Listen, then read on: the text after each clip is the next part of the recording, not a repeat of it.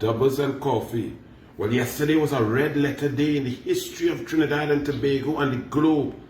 On these two rocks, this twin island state, the principles of economics that have run economies and global economy and been at the forefront of decision making in global economics and business cease to exist in Trinidad and Tobago.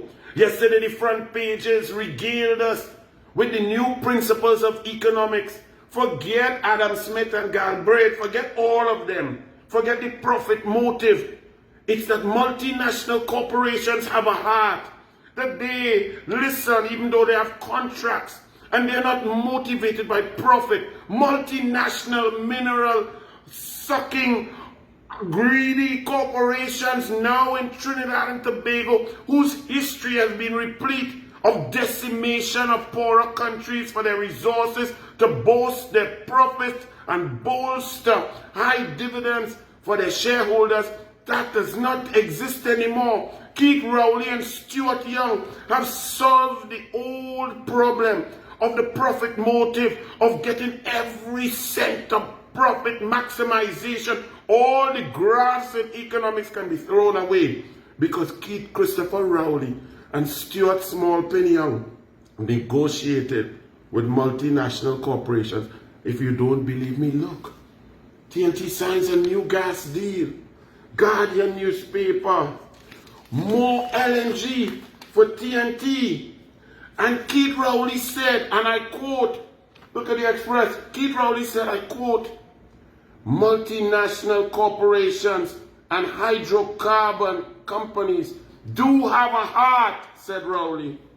He said, it was near impossible to dream that we could bring BP and Shell and NGC together for the purpose of becoming a better unit and also for increasing the value which would accrue to the people of Trinidad and Tobago.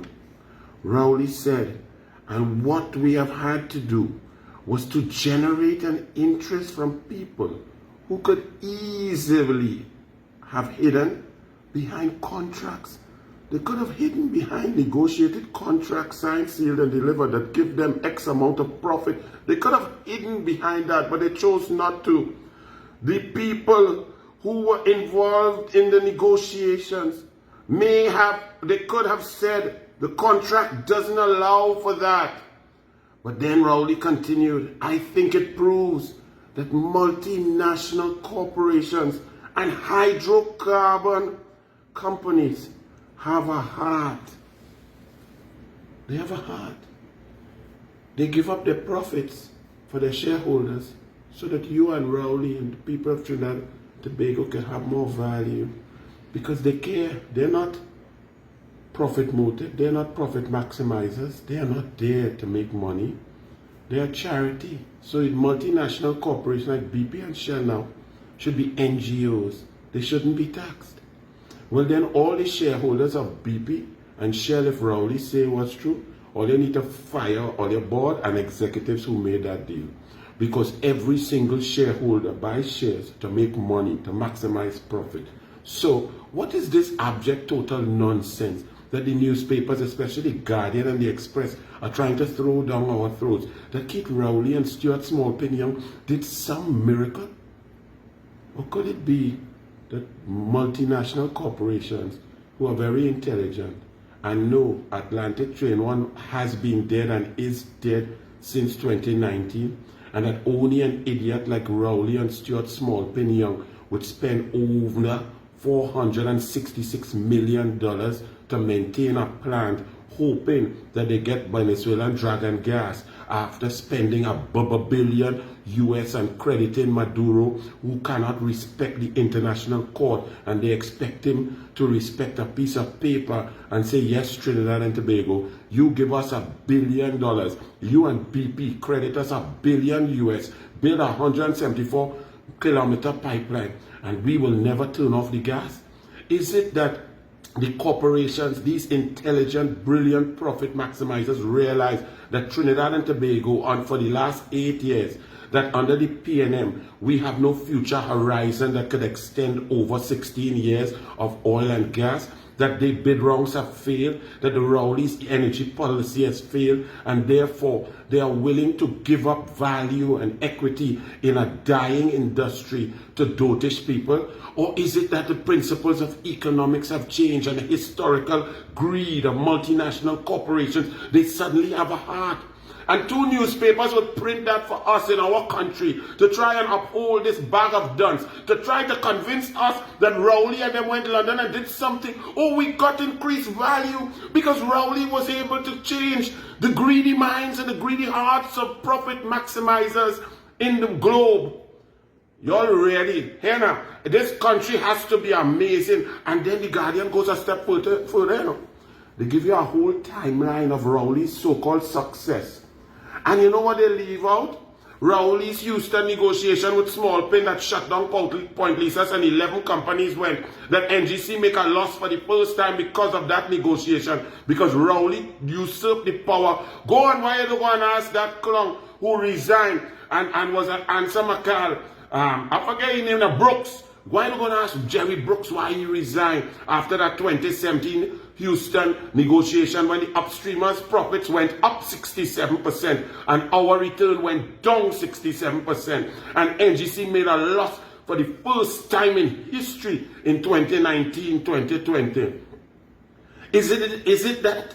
Do you know in this timeline that the Guardian put saying, well, Rowley and them worked so hard to get this increased 10% share. 10% of zero, Atlantic Train 1 is dead. Do you know in this timeline they never put that the NGC board, instructed by Rowley and Small Pin, had wasted in the first 2 years maintaining a Train 1 that the shareholders, these heartfelt, loving people, these charitable, brilliant people said, listen, we not running for no money there, no. And Stuart Small Pin, Young and Rowley took $233 million of your dollars and flushed it down the toilet, not earning 1 cent. And then 2 more years have passed. So over $466 million of taxpayers' money wasted. The board requesting indemnity because it was so stupid. They know that it could probably, when a government change, them could get charged for not following their fiduciary duty to take decisions that are so deleterious to the profit maximization motive or to the revenue generation for the people of Trinidad and Tobago. Them wanted an indemnity. You know the Guardian, they put that in this timeline here, that 466 million, that is more than a year and a half of property tax that they come in. They come in to property tax you, to tax your house, to tax your air conditioner, to tax your tile, to pay back for Rowley and Small Pin stupidity. And the Express front page and the Guardian telling us, great is the PNM. Rowley and them got profit maximizers to turn into charity. And y'all believe that nonsense? Y'all really actually read that and didn't cuss, didn't shout, and didn't tell Rowley to get out? What you talking about? People and those corporations give up what is useless? Yes. Look, we find 2 bubbly. Give them that. And now you think, and Rowley and Small Pin are pinning all their hopes on Dragon gas with Maduro, when Maduro is heading straight into a conflict with the USA and Guyana. USA stands strong with Guyana. The UNC stands strong with Guyana. CARICOM stands strong with Guyana. The rule of law, the international court, all democracies who believe in justice and equity and fairness stand with Guyana. But Rowley, Small Pin, Maduro and Delcy stand by themselves because of Dragon. And all you buy that, well boy, BP Shell, it have about 32% of the population below the poverty rate. So since y'all found this new heart for humanity and y'all are not profit maximizers anymore, take about $2 billion US and feed all them poor people. Build houses all over the country and put them and hand them a house with this newfound heart that your multinational corporations have, as Rowley say. Go and feed my people, house my people, give them jobs, give them work to do, give them, let them help fix the infrastructure in the area with your money. Since y'all are so heartfelt, your charity, all of a sudden, you are serve all. Look, all you give me a chance, yes, bless.